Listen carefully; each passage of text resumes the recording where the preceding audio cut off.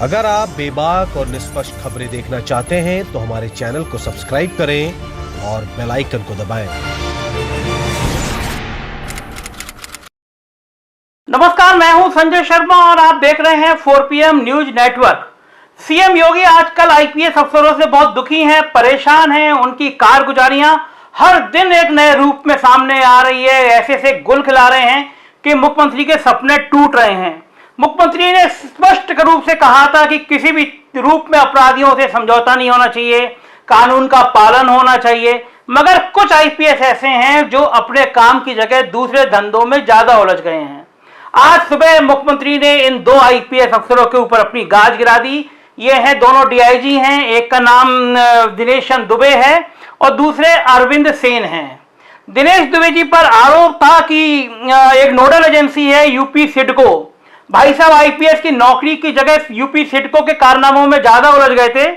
इन्होंने कस्तूरबा हॉस्टल, शिवगढ़, बछरावा, रायबरेली और सादाबाद में बिल्डिंग बनवाने के ठेके में खासी रुचि दिखाई थी। कोई बरेली और कौशाम्बी और लखनऊ में दिव्यांगों की जो बिल्डिंग बन रही थी उसके ठेकेदारों से मिलकर अपने प्रभाव का इस्तेमाल करके इस बिल्डिंग को दिलवाने, ठेकेदारी करने में द्विवेदी ज्यादा माहिर हो गए थे। कई दर्जनों बार इनकी कॉल रिकॉर्ड की गई और जब यह पुष्ट हो गया कि दिनेश दुबे लगातार ठेकेदारी के कामों में लिप्त हैं तो इनको निलंबित कर दिया गया। दूसरे महानुभाव हैं अरविंद सेन, डीआईजी हैं पीएससी आगरा में। भाई साहब पशुधन घोटाले के अभियुक्तों के संग इतने घुल-मिल गए थे, लगता था मानो सातों जन्म का रिश्ता हो इन पशुधन घोटालों में के अभियुक्तों में। और ये घोटाला भी कोई मामूली घोटाला नहीं था, बिल्कुल हिंदी फिल्मों की कहानी थी। सचिवालय का एक कमरा था, एक बड़े वीआईपी का कमरा था, एक टेंडर निकलवाया गया। मध्य प्रदेश के एक बड़े व्यापारी को बताया गया कि यहाँ 200-300 करोड़ का ठेका मैनेज हो सकता है। बड़ा व्यापारी था, आया भागते हुए। सचिवालय के बाहर एक नेम प्लेट लगी हुई थी, जैसे मैं बैठा हूं मेरे कमरे के बाहर नेम प्लेट हो। व्यापारी सामने बैठा और व्यापारी से कहा कि हम आपको ठेका दे देंगे, 9 करोड़ रुपया रिश्वत चाहिए। 9 करोड़ रुपए रिश्वत व्यापारी ने अरेंज करी। उसी कमरे में बैठकर उसका आदेश दे दिया गया और ये कहा गया 2 महीने बाद आपूर्ति जारी कर देनी चाहिए। पशुधन विभाग का कोई मतलब नहीं था, कोई लेना देना नहीं था। नया कमरा था, नया भवन था, ना उन अफसरों का पशुधन विभाग का मतलब था, लेकिन एक फर्जी आदेश भी जारी करके थमा दिया गया। व्यापारी बड़ा खुश था कि 9 करोड़ रुपए रिश्वत चली गई, ठीक है, लेकिन 200 करोड़ रुपए का काम मिल गया, 50 करोड़ रुपए और कमाऊंगा। 2 महीने तक जब कुछ काम का इनपुट नहीं हुआ तो वो लखनऊ उतरता है। एयरपोर्ट पर उतरते ही जैसे उसने सूचित किया था इन अभियुक्तों को कि मैं आ रहा हूं, एक गाड़ी में उसको बिठाया जाता है। गाड़ी भी मामूली नहीं, एक चमचमाती सरकारी गाड़ी।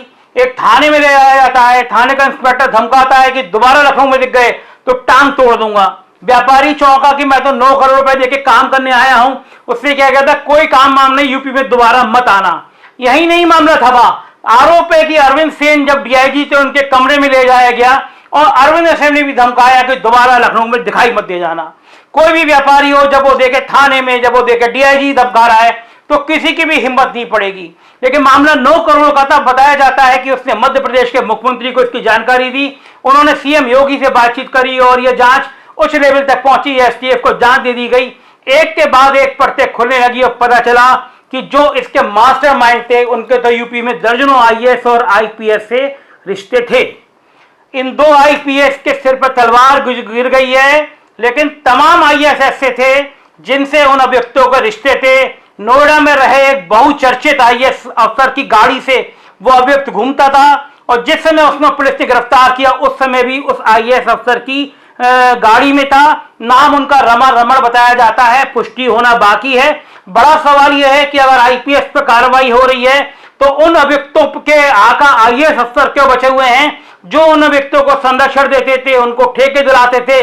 कई जिलों में इन अभियुक्तों के ठेकेदारी की खबरें सामने हैं। जाहिर है एक बहुत बड़ा नेक्सस है, बहुत बड़ा षड्यंत्र है और यह साबित करता है कि यूपी के आईएएस और आईपीएस अफसर आजकल किन किन खेलों, किन किन धंधों में व्यस्त हैं। पूरे रामराज की गंगा बह रही है, लूट सके सो लूट, प्राण जाएंगे छूट। एक बड़ी जांच होनी चाहिए और मेरे ख्याल से ये एक इतना बड़ा स्कैंडल है कि इसकी सीबीआई जांच होनी चाहिए। जो दोषी हैं निलंबित करने से काम नहीं होगा। ये 2 अफसर निलंबित हैं। पहले भी कई आईएएस अफसर सीएम ने निलंबित किए, कुछ महीनों में बहाल हो जाते हैं। बहाल होने में सुना है कुछ दक्षिणा भी देनी पड़ती है, निलंबन पर्याप्त नहीं होता है। ऐसी कठोरतम कार्रवाई करनी चाहिए जिससे भविष्य में कोई बड़ा नौकरशाह दोबारा भ्रष्टाचार करने की हिम्मत ना कर सके। यही अभियान जारी रहना चाहिए।